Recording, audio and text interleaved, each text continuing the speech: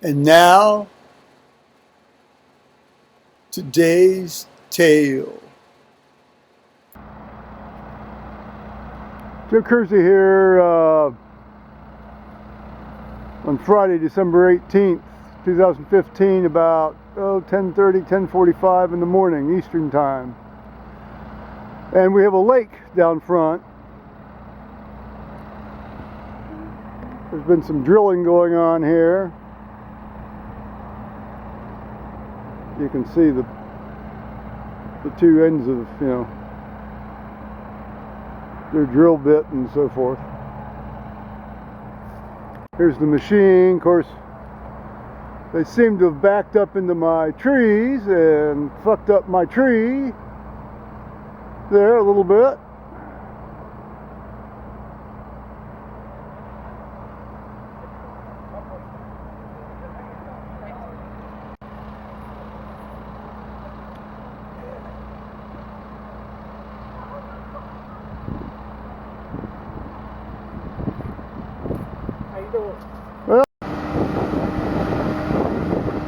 Well, here they are putting in some of the gas line.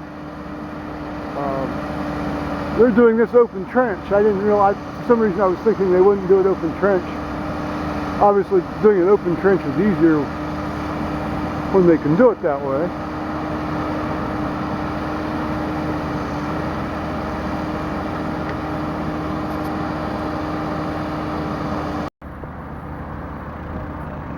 You can see the yellow paint on the ground here.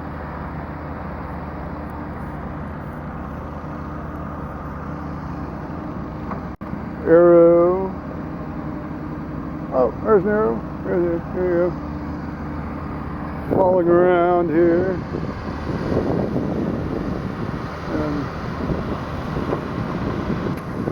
all the way up there.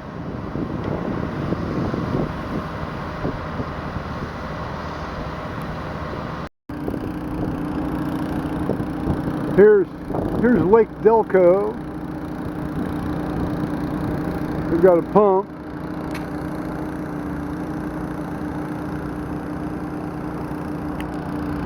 Pumping it up over into the ditch on the other side.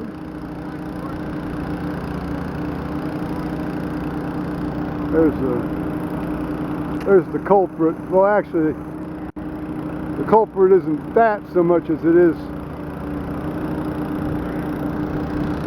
the water company hadn't marked their water line down in this area.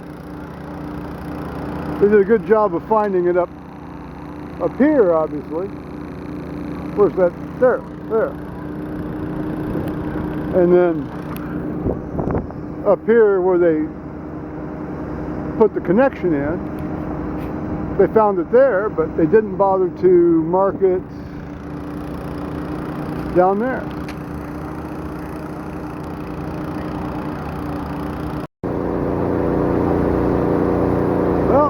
This actually pumps out a pretty good rate. You can already see that thing starting to go down a bit up here.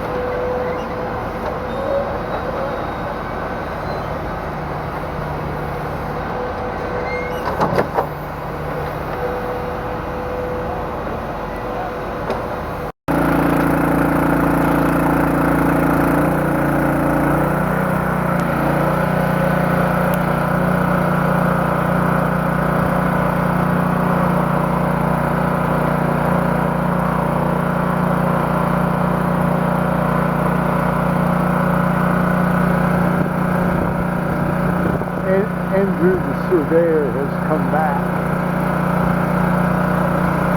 He had to get down in the hole.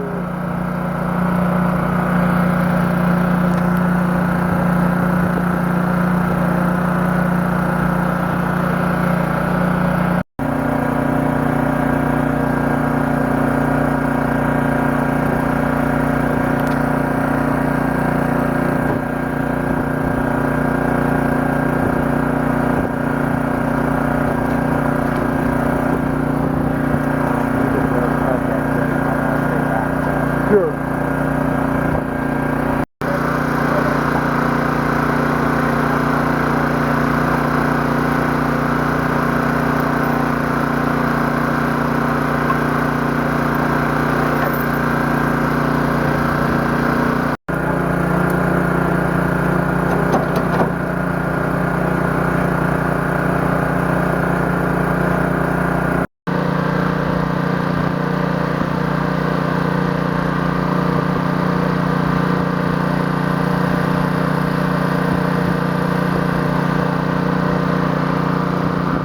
The old pipe was made of asbestos cement.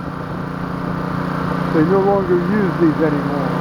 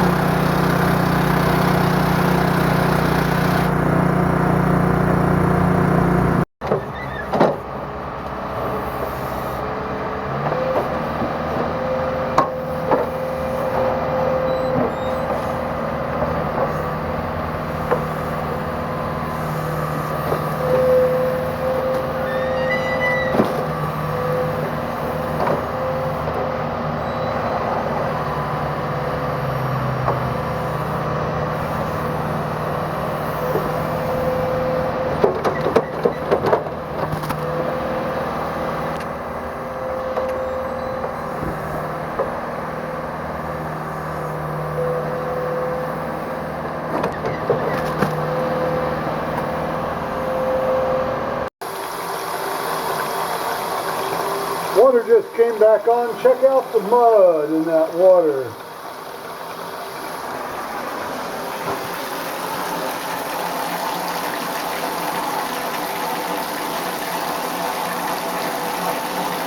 Good thing I turned my water heater inflow valve off.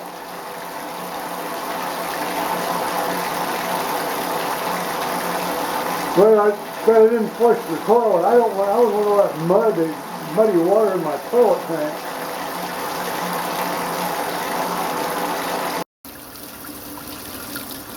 There's the sink in the kitchen. Paul's bathroom. Check out the mud.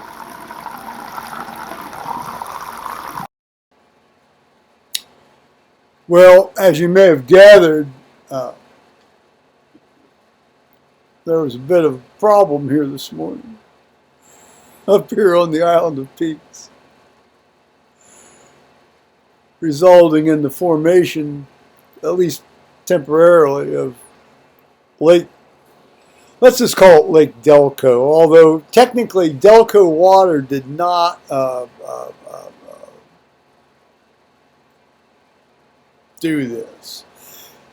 They perhaps were a tad indirectly responsible for doing it by not having things marked all that clearly, although in any case, Miller Pipeline, which did the work for the new Delco waterline stuff here, about a month or 6 weeks ago, and which did a very nice job, was now doing, the pipeline replacement, repositioning, plasticization work for Columbia Gas. And in doing that, they were making the first bore under Worthington Road, basically with their machine positioned pretty much almost against one of my oak tree trunks, but without knocking off a major limb. I didn't, I looked down I looked out the front door and I saw this piece of machinery positioned right, really near the oak tree. And I get really uptight about that. And I thought, well, I'm going to have to go down and look at this here. But first I wanted to, I wanted to dilute up a glass of wine is what I wanted to do. And I opened the kitchen faucet and nothing. I mean, nothing. Not even that little trickle that comes out, like just nothing. Oh shit. So go down there and you see sort of the results of that. Actually, I mean, I must have gotten out there fairly shortly after it happened. And I'll tell you, the water company proper showed up lickety split, and they fixed it. I mean, this happened somewhere between say 10:15 and 10:30, and they had it fixed by 1:30. And you saw the big chunk of pipe they had to replace. It was interesting. He said that was asbestos, asbestos concrete, asbestos cement. And they said they don't use that anymore. And when the guy was cutting through it with a circular saw, there was this really fine powder. I thought it was exhaust from the saw at first, but it was some fine.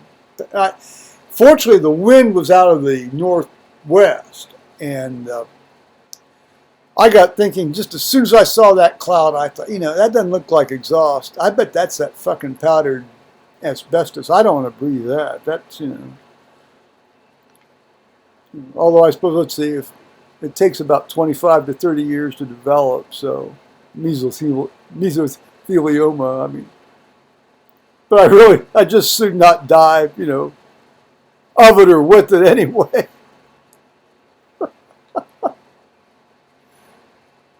The guy, you did hear the guy maybe, say, you might want to stand back when he gets cutting on this thing.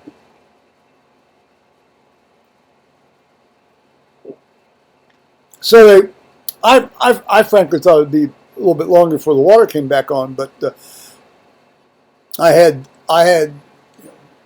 cold water because I went down and turned my. When this happened, when I realized the water was out, I went down and I turned off my hot water tank inflow, and I turned on all the faucets, the cold, set to the cold water setting. On this limb of the, I've got two limbs on my inflow pipe. The kitchen and Paul's bathroom, and then the north bathroom, the one I use.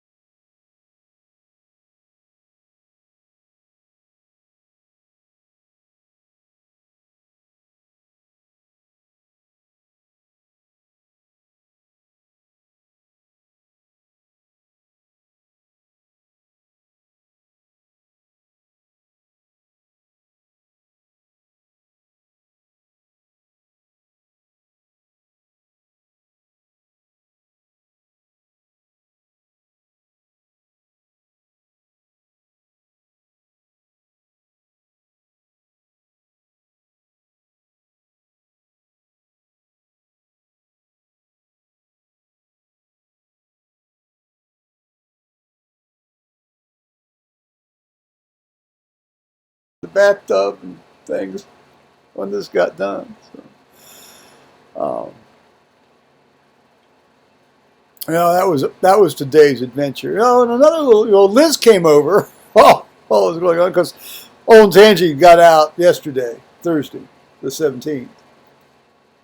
She teaches at Old Angie. And going to retire this year. Liz.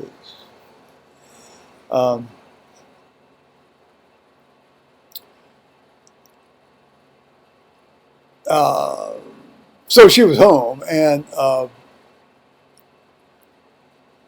she, of course, isn't all that happy about all this stuff. And but she had retained an attorney who she decided that she'd really not rather use him after she had interacted with him for a while. Even though he had agreed to take her case. And I guess 2 days ago he fell down, and then he was in a coma, and he apparently had intracranial bleeding, and they operated on him one time, and and then second time, had to operate him on again. I presumably he rebled. And he died this morning, 2 days after the fall. Let that be a lesson to us all.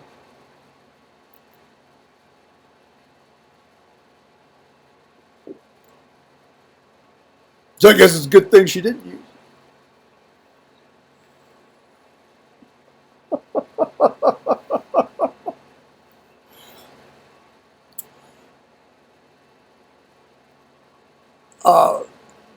Then just as I was sitting here trying to get all this stuff sort of spliced together and squared away and everything, this friend of mine calls, and he and his wife are going to Malta for Christmas. And they've got a bull mastiff. and it's wonderful dog. I may have actually, she may have actually featured in a video a while back. And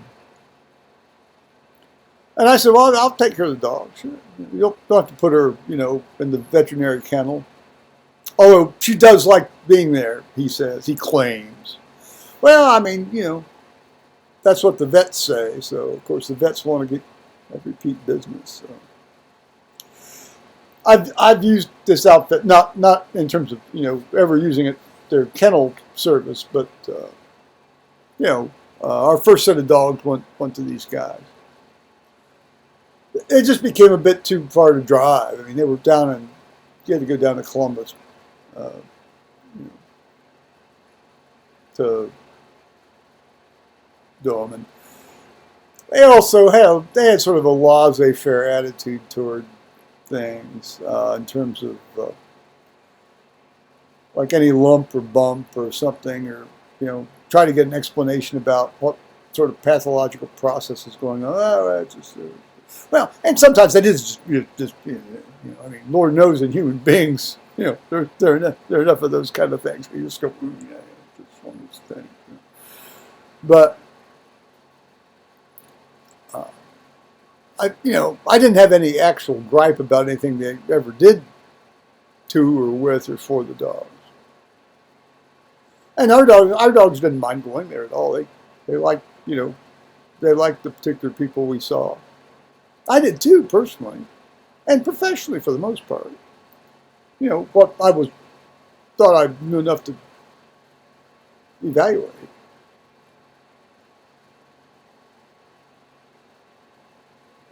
I know allopathic physicians tend to, reasoning by analogy is not always the best way to reason in biological processes.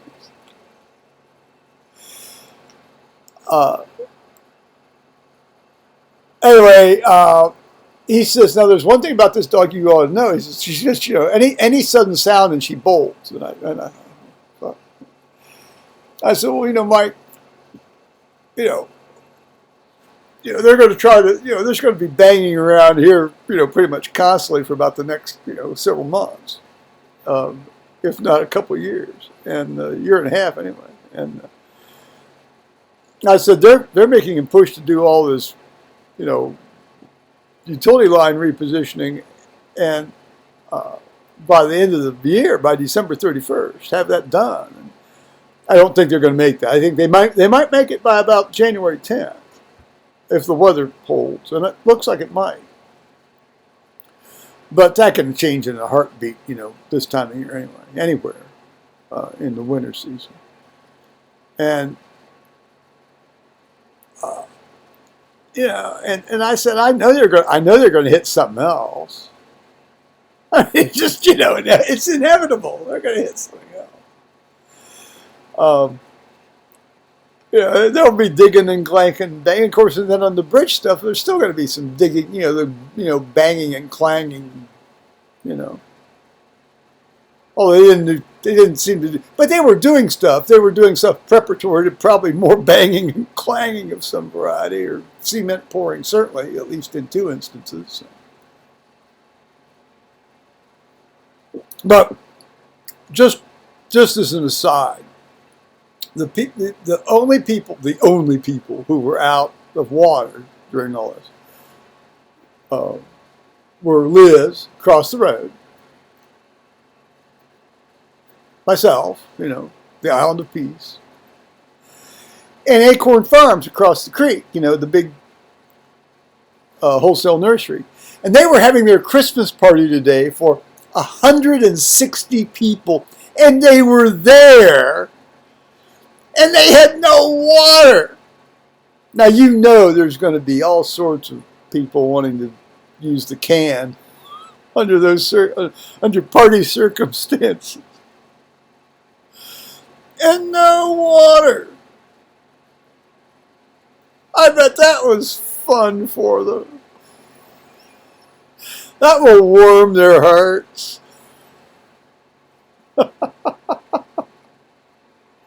Let's back on now. I'm going to say bye-bye, YouTube.